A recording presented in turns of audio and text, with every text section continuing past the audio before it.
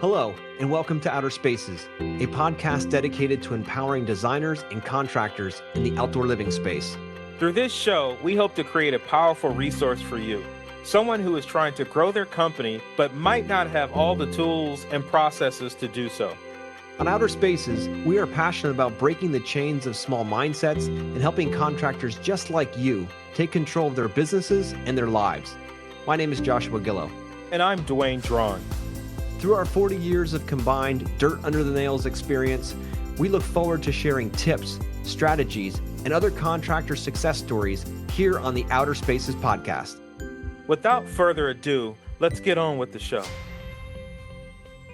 Hello, and welcome back to the Outer Spaces podcast. This is your host, Joshua Gill, alongside the newly found and re-energized Dwayne Drawn. What's going on, Dwayne? Your voice sounds like shit. I'm glad I could even talk. Dude, that was the UPW was a very powerful, amazing event. It always is. I think you discovered it several years ago. You invited me just not even knowing who I was. We just met. You sent me. You rocked my world. I come back and we're killing it. And then I look up and we're taking photos with like 26 other people that we invited. And now their lives are changed. I'm sitting next. Like the really most powerful thing about this whole thing was, Cruz was there. He was with his wife. Craig was there. Like all these people was there. But yet I'm hanging out with Mark Rodas and we're like hanging out together. His wife is hanging out with my wife. And I'll let our new guests know, Brett, who's here, this guy that I was hanging out with, we battled and fought for like 6 years to all out hate each other. And last year we shook hands and created this friendship. And then we invited him. So now his life is now better. Like it's just a beautiful thing. It was crazy. That was incredible. It was so nice to meet his wife and to meet him again, after the last event, and just to see 9,000 human beings just open up and love and be and see the potential that's deeply inside each and every one of us. So that event, I always lose my voice on the first of the 4 days. That's just what I do because I play full out when I go in there. And, this time I had the privilege of being on the crew and being able to help, facilitate the transformations and the breakthroughs. And it was just such an incredibly powerful event for so many, and so blessed for sure. But, we could talk about UPW for a month, Dwayne. So let's not go there right now. But today we have on the podcast a very super special guest. I've chatted with him before. I love his mission. I love what he does. He's the host of the Elite Entrepreneurs podcast. He's a founder and CEO of Elite Entrepreneurs, and that's a company that specializes in giving $1 million plus dollar businesses owners the knowledge and processes to grow and the tools to grow to 10 million and beyond. He's an expert in organizational development, leadership, strategy, and spent 10 years helping Infusionsoft. And that's a process or a program that we actually are more like a platform that we use here at Yes Express to help them grow from 7 million in revenue to over 100 million. Wow. So he's also involved in foundational work of purpose and values and mission at Infusionsoft and facilitates a strategic planning process for many, many years. So without any further ado, we're going to welcome Brett Gilliland to the show and have a conversation. What's going on, Brett? Hey, thanks for having me, guys. It's fun to be with both of you. And I don't blame you for talking about UPW. It's such a transformational event. And it's obviously done something in both of you that you can't help but talk about. So really cool. And hopefully what we get to create together here over the next little while will have some kind of an impact, even on a small level for those who get to hear about it later. I appreciate that. And, we love bringing people on the show that are doing really awesome things and helping people out and mission driven and all that, because that's what we are, right? If you're just focusing on transactions and that kind of stuff, that nobody wants to be sold to. They want to learn. They want to be opened up to new ideas. They want to be shaken deeply, not just told to do certain things and then they don't work. And they're like, well, it wasn't my idea. That was someone else's idea, right? So we really want to make sure that we're adding value each and every time. We appreciate everybody that's listening. We know your time is valuable. So Brett, tell us your story. How'd you get started in this world of, entrepreneurship and getting into Infusionsoft? And how was that, tell us your story. What's going on in the background? Yeah. I guess the short of it is I spent some time in some large businesses this organizational behavior term just means I'm a geek when it comes to what makes up an organization and how those parts all come together to create a result. And so an organization is nothing but a living organism with people and processes and way information flows and systems, and all this stuff gets smashed together, and then we get a result out of it. And one of the things I love to talk about is a quote by a guy named Arthur Jones. He said, "All organizations are perfectly designed to get the results they get," which is a really intelligent sounding way of saying we get what we get because we put in what we put in. But it's true. And that's true for your business. It's true for every one of the listeners. They have perfectly set up the system that they have today, the business they have today, to produce what they're getting. And what I found in really large businesses is that, the larger they get, the more complicated it is. And if you want to change an outcome, it's like trying to turn a huge ship, and it takes a long time, and there's lots of politics and all this stuff.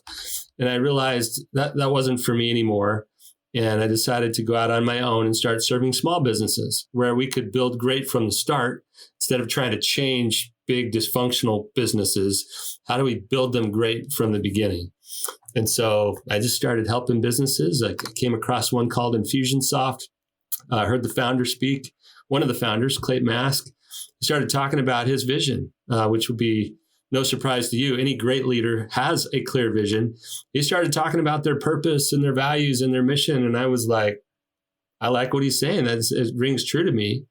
And so we hit it off, and I started helping them do the intentional work to build their business. So we did values work there. We did all this strategic planning process stuff. And we just built an amazing company that won awards.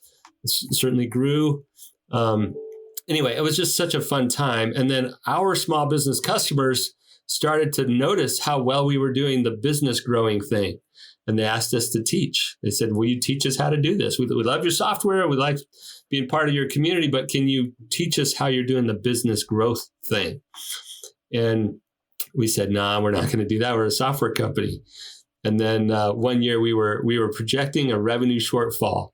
And Clayton went to we talked about it ahead of time. He said, I don't know if I should tell everybody, just be straight with them that I don't see a path to us hitting the goals this year. And I said, I don't know how we can't tell them, because we have this very transparent, authentic culture, and we just tell them what's going on. So he did. He told them, and it was disappointing for him to tell them that we weren't going to hit the goal. We ended the meeting, and a few of the team members got together, and I'll never forget this. They got together and they basically said over our dead body, like, we are going to hit the goal. We're going to find a way. And out of that time of need, and it wasn't like we were in financial crisis. We just weren't going to hit the goal, and the bonuses that people were anticipating weren't going to happen. And these team members came together and said, yes, they are going to happen. Let's figure it out. So out of that was born some new service offerings. And one of those things was us teaching 7-figure businesses how to do that building work. And so that was December 2011. So it's almost 10 years ago now. Next month, it'll be 10 years. We hit the goal. We did the biggest, the most emotional celebration inside of a business I ever saw in my life. You guys just got back from UPW, and that's an emotional charge. This was something akin to that, at least for the company meeting portion that day. It was incredible. There were tears flowing, high fives. There was a suitcase full of cash as bonuses were handed out, and we celebrated doing something that the CEO had said 30 days prior, hey, we're just not going to get there. I can't see it. And so unlocking the power of the team was amazing. And anyway, we've been teaching it ever since. We teach how to do the journey from $1 million entrepreneur to $10 million CEO. And there's a difference between an entrepreneur who knows how to get something off the ground and a CEO who knows how to set a powerful vision, align a team, and do the business building work to make it happen. So that's what we do, and it's super fun. And thank you for allowing me to share that. Yeah, that is a huge thing. You're right, because I sort of am going through that in my mind right now. Like, I'm going from, and it's about becoming. You have to become. I'm going from the entrepreneur, the hustler, the grinder, to now delegating the roles, looking at the numbers, paying attention to more of the operation, and becoming the business owner itself. And actually, Josh is doing a great job of pushing that. Brett, I do have a question for you. Is like, as you grow, and you said something that's, you said it earlier into the conversation, I took a mental note, is as the company gets larger and it needs to make moves, how does that operation stay nimble? Yeah, that's a great question. And thankfully, in the 1 to 10 million space, you don't have too many of those problems. But we grew from 10 to 30 million, and then 30 million to 100 million, and it starts to get to be a harder thing. And I'll tell you, the only way to make that happen is to fan the flame of purpose, values, mission, like that. That has to be the core of everything, and then hire, lead, and fire to it. And I know none of this is new to either of you guys. I know you run your life and your business this way, but the business owners that we help, the ones that make it happen and where they stay nimble, is where they have such a powerful culture that that becomes, the business has an identity of its own, right? At $1 million, the business owner and the business are like Siamese twins. They're connected. And so we have to do this delicate operation, or like maybe not so delicate, rip them apart and say, no, the business deserves to have its own identity. Let's breathe life into that. And so having a clear purpose, having a clear vision is the thing that breathes life into that entity. And staying nimble is all about keeping that spirit of the business alive and well as you grow, which can become tricky, and then developing leaders as fast as you can, because that's one of the biggest things that tripped us up.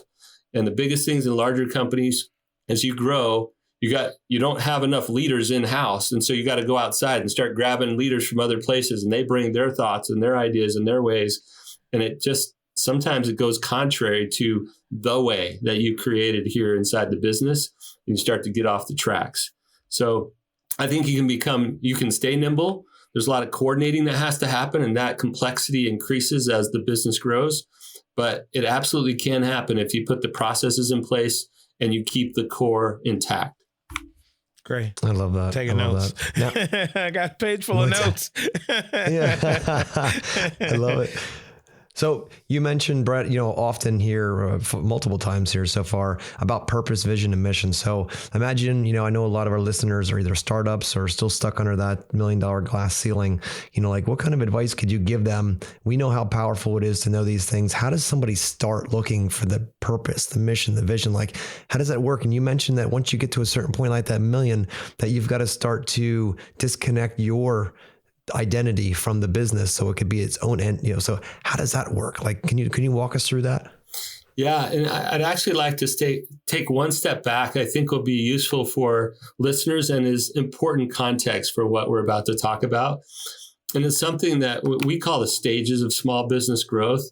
But there's this really interesting pattern. It's like this unspoken law of business, that on the 1s and 3s of revenue, there's a new stage.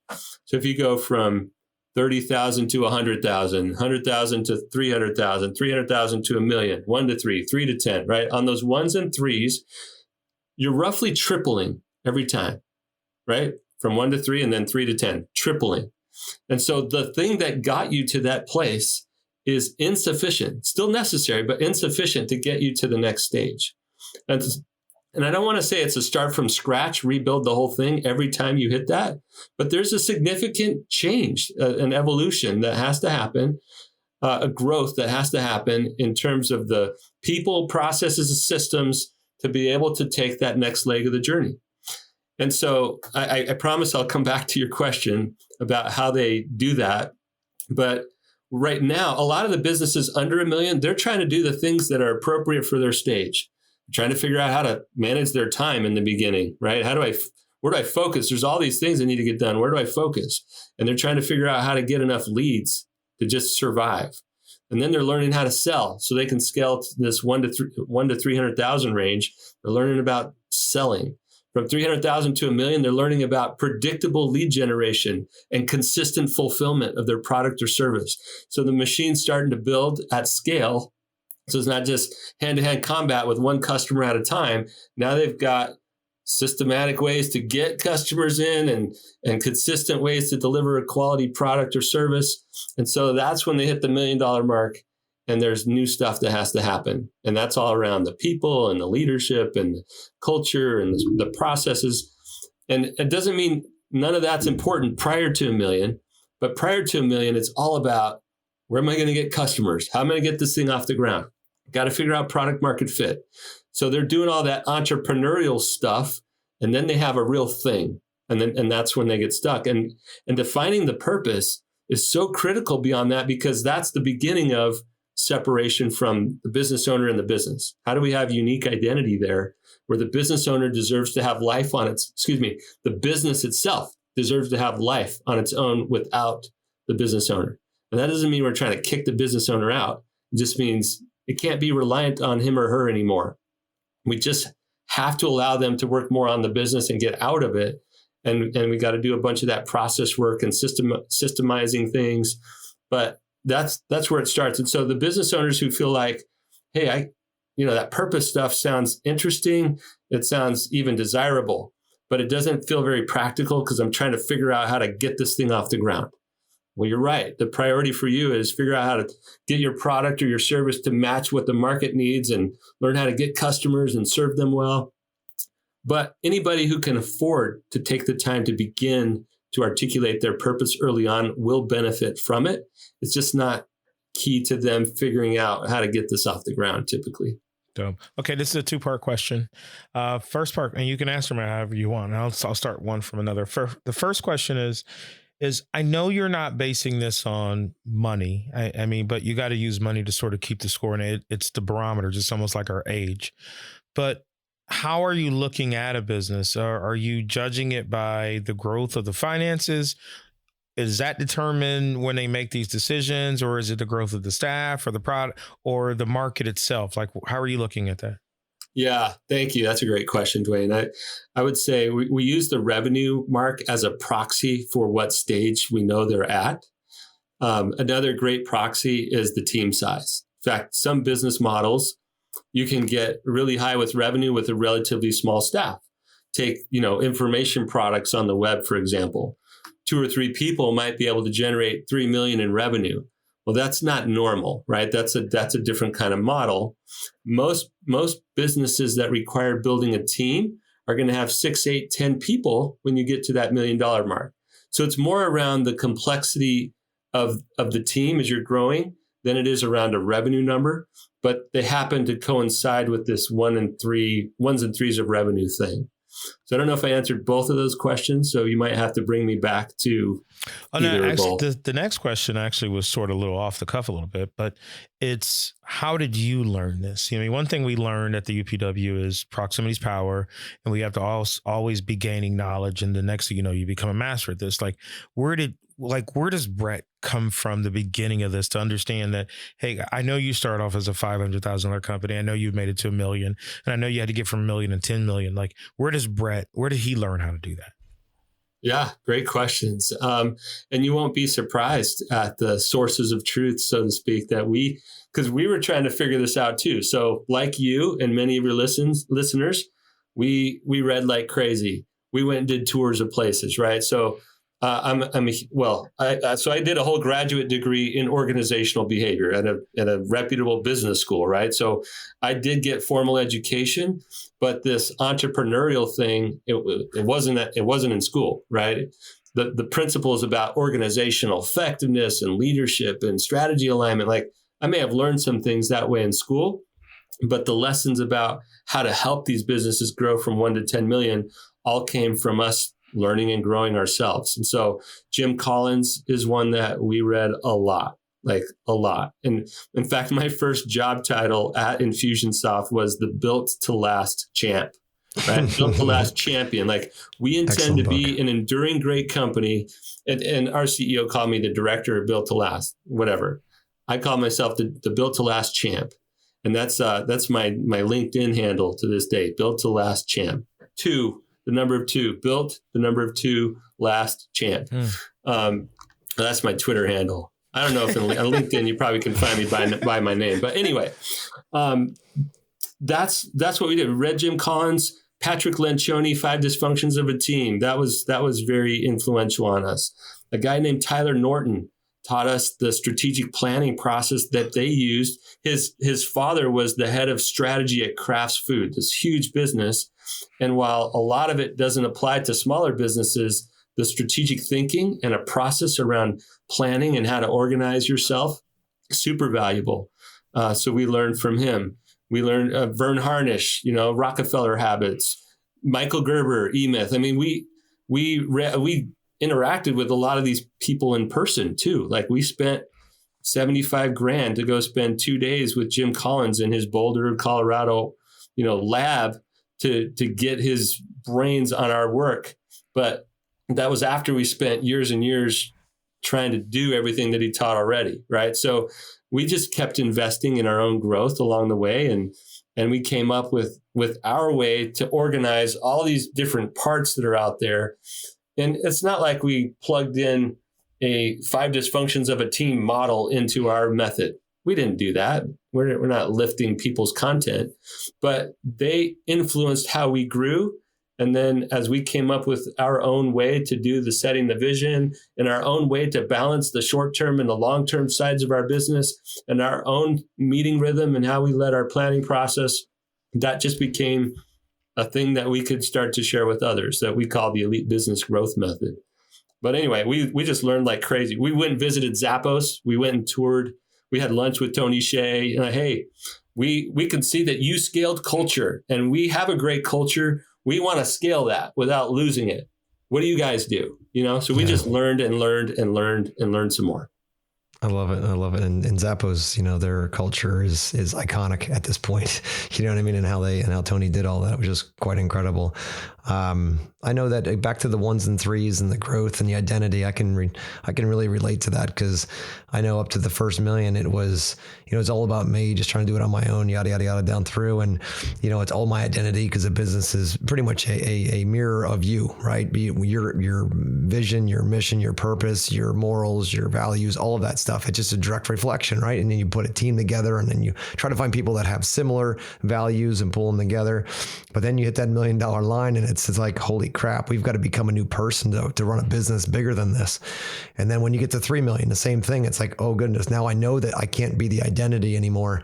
It has to take on a kind of a identity of its own. And there are certain parts then that become more of a team dynamic as opposed to it being just Josh's, morals and values and all that kind of stuff. It's like, now we got to sit down and talk as a bigger collaborative. Like, what are our values? So our values now become the business's values. And then you hire people that have those values. So it just becomes different. But I have to say, once you get up into those realms and beyond, it's personally speaking, it's one of the most amazing experiences I've had is to be able to have a team that is so mission driven and so vision driven that, you sit back at times and you're like, wow, it's not even the pressure of having to run the business all yourself that it used to be, but it's the empowerment that comes in seeing other individuals, and they get it and they get excited and it's like, this is our business. We're all working together in a mission going forward.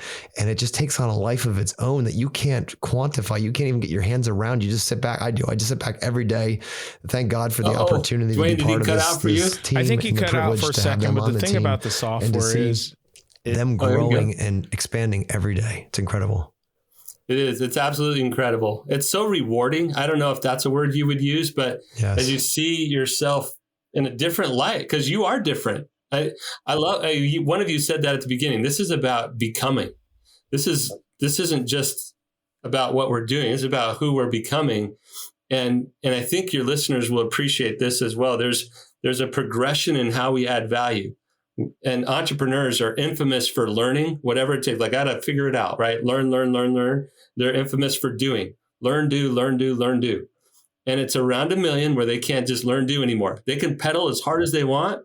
They're going to wear themselves out. And if you're thinking about a bicycle gear, until they shift, all that energy is just going to lead to burnout. But once they shift, oh, now I'm leading.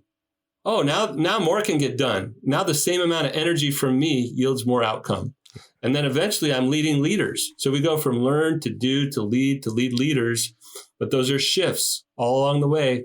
And a lot of people don't know how to make those shifts, or they don't recognize them because they're in it. And they're like, if I just grind harder, if I just get more road rash on my face from really working it, then I'm going to get there. Like, well, no, you got to do something different. You need to shift. Perfect segue to this next question. It sounds like that is the mental aspect of the entrepreneur who becomes now the business operator owner. How do you guys handle that? And let me throw something at you real fast. It's because, like, even right now, I'm actually having this awakening, is that I come from a very humble beginning. I think we all have. And, I mean, you worked and you have to show that you worked. And I mean, everybody in your family has the house and they have the car and the basic bills, the basic bank accounts. So now I'm getting to this level where there's multiple accounts, there's ability to travel. We're in hiring people, we're doing stuff all over the country. And it's like, is this me? Like when that plane takes off and it's taking off for a job, I got to pinch myself. Like, is this me? So like, how are you working with that mindset of that entrepreneur? That's a great question. Yeah. And I think you directed it to both of us. So Josh, do you have comments on this before I share whatever I'm going to share? Yeah, I always have comments, but when it comes to, that you mentioned earlier about, as you get to certain levels, you then have other things to be thinking about, the identity, you have, different things on the ones and threes. I love that idea though, by the way. But I find that it's not just the skill set, as to Dwayne's point, it's the mindset side of things. You have to become that leader that can continually shapeshift, right? If you're always in it as a person working in your business as the person doing all the work, and if that is what you want your whole life, then that's fine. There's no judgment with that. But most of the time people get into business, so eventually they don't have to be doing that grunt work anymore, that they can be doing other work that has more impact. So as you grow to those levels, those ones and threes, as you say, you have to become a different person, and not getting rid of the old person. It's you have to grow. And if you don't grow, your team doesn't grow, your business doesn't grow. So much of that is a personal piece. And the growth isn't just have new systems, put them in place. I mean, that will work, but it's the mindset of the leader, right? That leader has to shift. And there's a certain very predictable progression, I think, to your comment earlier, of how all of this works, no matter what business or what level you're at. You have to go through these steps. You go from realizing, wow, I have a business, to holy crap, I need people, to, oh my God, my identity is not going to work as the business's identity, to we got to hire a team, a staff. They all have to be rowing in the same directions. Now we need businesses and processes. And as you grow and walk up those steps, you have to elevate your mindset. You have to elevate your ability to shift from, excellent example is, 25 years in this business with outdoor living. And for the first 20 plus, I identified, not pronoun wise, but I identified as a designer. So if somebody asks me, what do you do? I'm a designer. I do outdoor living space. I'm a designer. Technician, right? Like, you're good at your craft. So I'm the designer. Everybody, it's on my card. It's everything, right? Now, all of a sudden, my team does all the design. They do all the management. They run the entire business. So what am I now? Like, I can't say I'm a designer anymore, because I haven't designed in years, and I'm like, entrepreneur. Okay. That's kind of boring. Like, that's pretty vague. Like, so what is it? Like, who am I? So I have to go back and do the deep work, hence UPW and all this stuff, and read books. And like, how do you transfer from being that person doing everything, the technician, to becoming the owner, like identifying it in your own mind, like who you are and where you fit in this ecology or this whole, environment. It's a whole nother level. And some people get scared of what they might find if they go deep down and inside of their mind and inside of their soul and feel the emotions that are there and figure out who they are without the business. Who are you without that? And then having to grow to that leader you must be in order to run a business and lead people. And eventually, to your point, lead leaders. You have to grow constantly in that progression, not just be the best technician if you want the long-term fruits of an entrepreneur life. Yeah. Dwayne, you asked really great questions, and I have so many thoughts. I'll try to choose the ones that I think are most valuable right now. But there's something, like you used the term, I think you said, like, sometimes I just want to pinch myself. Like, am I really at this place? And sometimes there's a little bit of imposter syndrome that comes with that. For some of the business owners are like, I don't know who I need to be right now. Like, I know what it used to be, and now I don't know what it's like. And so sometimes they'll settle back into a comfort place where, like, that's too uncomfortable, too unknown. I feel like an imposter there. And they basically artificially constrain the growth of their business because they're not willing to keep going. They're like, I'm done with that. I'm beyond where I'm comfortable. Clayt, who I've already mentioned, part of our growth journey, and this was a great example to me from him. Every time we brought in new people, so I designed the hiring process and the onboarding process for our culture. And I would bring Clayt in, time with the CEO with our new hires. And he would say this, I think you guys will like this. He'll say, I'm not the CEO this company will need from me 12 months from now. Today, I'm not that. But by the time we get there, you can count on the fact that I will be, right? And it was just his constant public accountability to personal growth. Said, I have to keep pushing myself or we're done growing. Like there's no more growth once we're all done growing. And for nobody is that more true than the leader of the business. I have, because I get to do these podcast interviews on my own podcast, I had a guy get on there one time from the X company. His name is Noah Gottlieb. Fantastic leader in this regard. And he said it this way, a little different than Clayt, but a similar concept. He said, if I'm doing something 6 months or longer, I've held on to it too long. The only way we're going to keep growing is if I get rid of things that I've been doing. Like I have to stay ahead of that. I gotta keep pushing it to others. And so we get to these new places of being, right? We've grown, we've become, and we can choose to stop there. We could pinch ourselves and say, how did I get here? Because I was doing $10 an hour work as a learner. Now I'm doing $100 an hour work as a doer, maybe. Then I get to $1,000 an hour work as a leader. And now I'm like at this $10,000 an hour kind of work as a leader of leaders. And I'm not being literal with that, right? But I'm just showing the progression that happens as we add value at new places. And we start to go, how did this ever happen? Little old me. I was a learner doer down here. And now I'm doing this. Is this real? Am I even worthy of this? Right? And you can doubt. But the only way to like work through that is to do the hard work on yourself that Joshua talked about, whether that's going to a Tony Robbins event or working with a coach or, reading, visiting other companies, having a mentor. Like, how do I keep pushing myself to new levels or be fine with kind of settling in where I'm at? Because, that's the other option. And a lot of business owners do that. They're like, I don't want to keep doing that. And so I'll either settle back to what's comfortable for me or I'll exit and do, start up something else. I'm going to speak of the feeling of what you just said, because that is exactly you just framed the exact phase of where I am. Like one of the things that I had to deal with at this UPW this time, I actually went there and I told my wife, I didn't think I was going to do the whole Dickens process this time where you feel the pain and everything else. I said, because everything's good. I went from damn near losing everything to hundreds of thousands in the bank accounts all separated, staff, everybody's where they're supposed to be, credit cards. I fill out an application, I get the card. I went from broke to that. So life is good for me. You know what I mean? And so I'm like, well, shit, everything's great. What do I need to go? And then at this UPW, I realized buddy, you got a lot more to go and you got a lot more you could do. And so it was like, now it's time to get out of that phase that you just said. And I'm still going through the imposter syndrome of, wow, is this me? This is my life. Because I wrote down these goals and they were bling, bling goals. Okay. I want this new house, this new car, with everything. I didn't know that I was going to become this in order to live that. So this is like, holy shit. Like this is a dope life. I really love it. Like I'm living it. I'm enjoying it. Like, what books should I be reading? You know what I mean? Like, it sounds like that I'll be hiring you guys here pretty soon, but what do I need to do? Yeah. And it's a little different for everyone. Like I said, we went out and sought people that could give us perspective. And unfortunately, there's fewer and fewer of them, right? As you continue to grow in your journey, there are fewer people who you can turn to and say, how did you do that? What did you go through?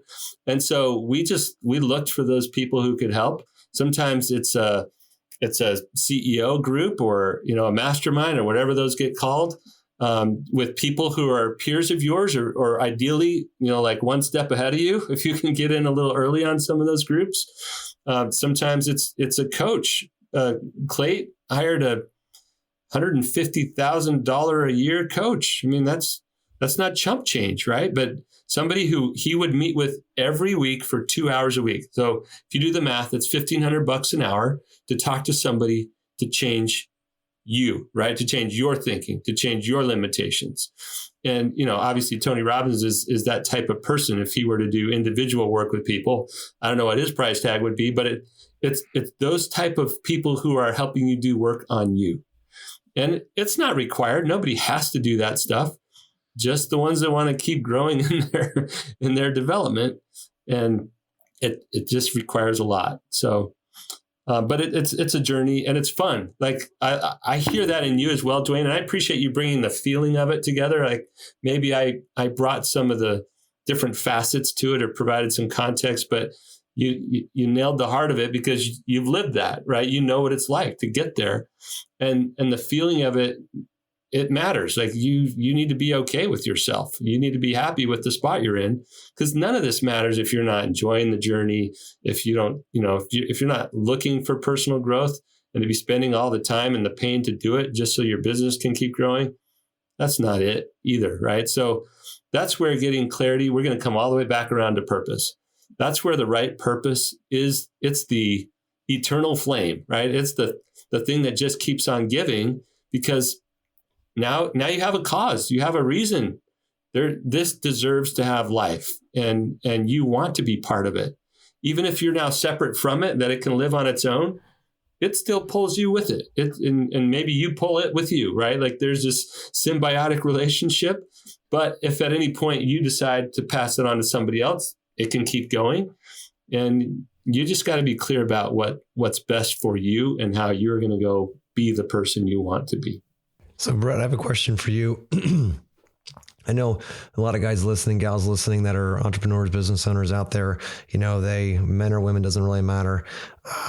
We all struggle with the fear of failure, right? It's something that holds a lot of us back, something I had to manage early in my days. And now I'm finally past that. So it's just getting rid of that beast in my head has made it so much easier to scale and grow and to enjoy the process and the journey so much. But there's also, I believe there's equally horrible thought out there that most don't even want to look at, but it's the fear of success, right? Because, failure is one thing. You can kind of see that coming, whatever, but thinking about how much you might want to achieve in your life and go and how big you want your business to be, and then realizing you aren't the person today that could manage a business like that or grow a business like that. And then the fear of not the failure that you might not be able to do it, but what the fuck if I actually succeed?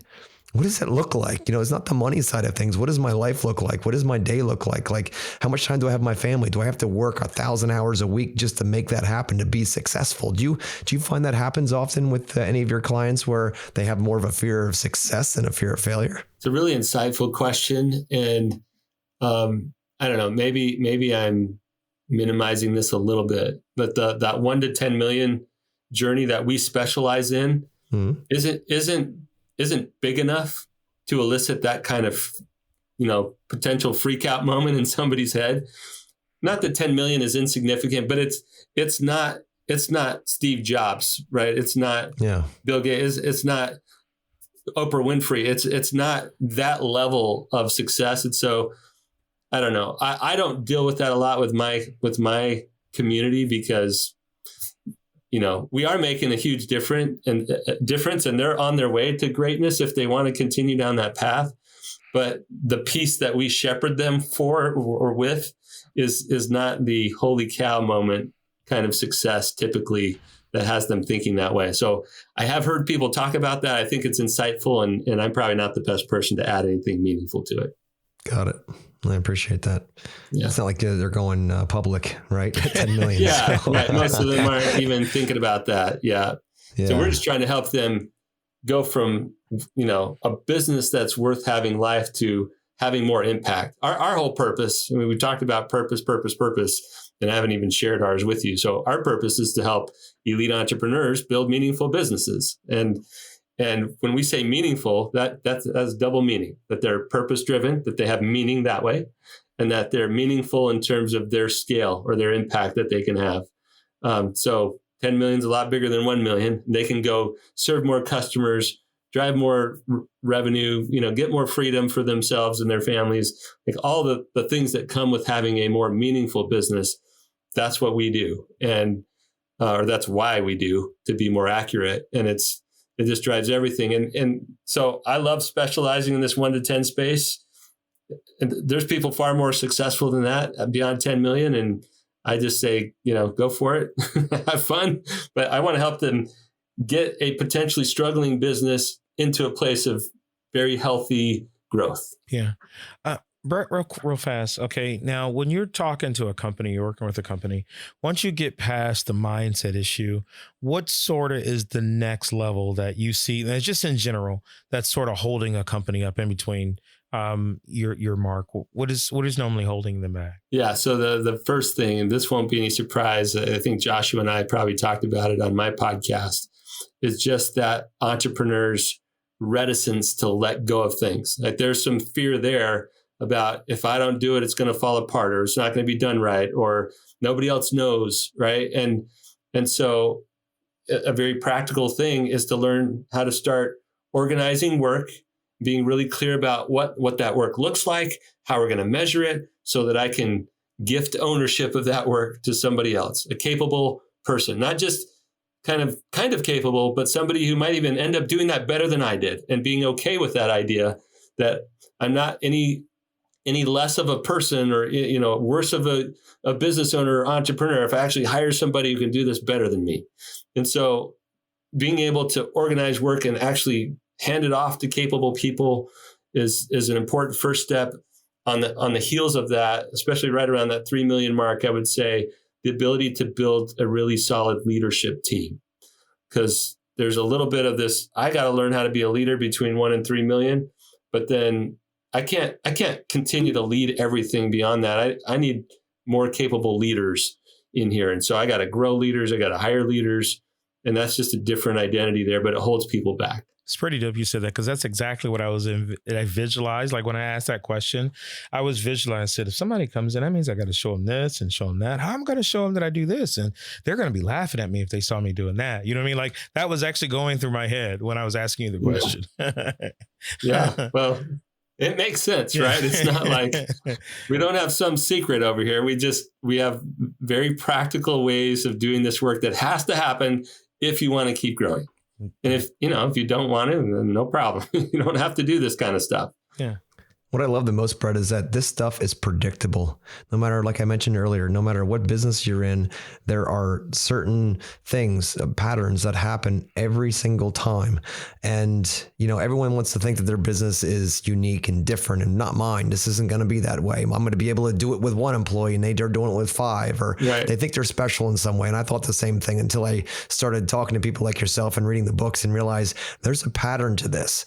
The 1 to 3 million, up to the million, like they're in. And every business and every sector runs into the same thing. So since it's predictable and you can expect it to be coming, why not prepare for it? Or in better words, why not get involved with someone who can help guide you, shepherd you through this journey, like yourself, and say, look, I want to go from 1 to 10. Why would I spend the rest of my life trying to figure it out and fuck up constantly and spend all the time and all the resources that I'm never going to get back, especially the time part, when I could hire somebody like you to walk me step by step through this, show me my blind spots, get me there in, say, a year instead of 5 or 7 years, and be able to enjoy more of life. So, I mean, it makes no sense not to trust others to help you in your business journey, regardless if it's scaling like this, if it's process and systems, if it's whatever it might be. That's how we've grown so fast. I'm sure, Brett, you can agree with that as well. As you do that, you've mentioned it many times, is by, finding mentors, finding people you can get in proximity with, going out to dinner with somebody, learning their process, asking big questions, because the most successful people I've found in life are the most open to sharing their secrets with you, because it's not about them. If they can get you there faster, why the fuck not? Like, it's not about just owning it yourself and not sharing it. They love to share. So if you're scared about going up to somebody in your market and asking them a question, or somebody that you see that you really respect, ask them out for lunch, take them out to dinner and say, dude, I'd love to pick your brain about how you did it.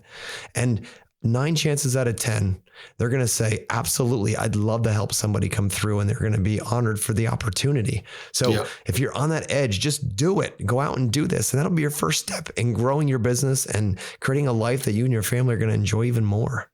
Yeah. Well said, Joshua. It's great. So much good stuff. So Brett, anything else you want to drop on our listeners here before we wrap up? I'm sort of guilty of dumping way too much within a short period of time. So sorry if I did that. I mean, lots of concepts, but it was a lot of fun. I can tell when I'm talking to people who get it. You guys get it, And I'm not trying to talk down to anybody else. They get what they're living. They see what they're living in. And unfortunately, we know what we know. I'll share a funny way of thinking about it that maybe our friends can capture here and relate to. So my wife and I, a little jaw-dropping moment here. My wife and I have 8 children, okay? So eight kids, okay? Wake up, listeners, 8 kids. I don't know if either of you have kids, but we always had this moment of when we had one kid, we were like, how does anybody do this? This is incredibly hard. Like the new parent thing, right?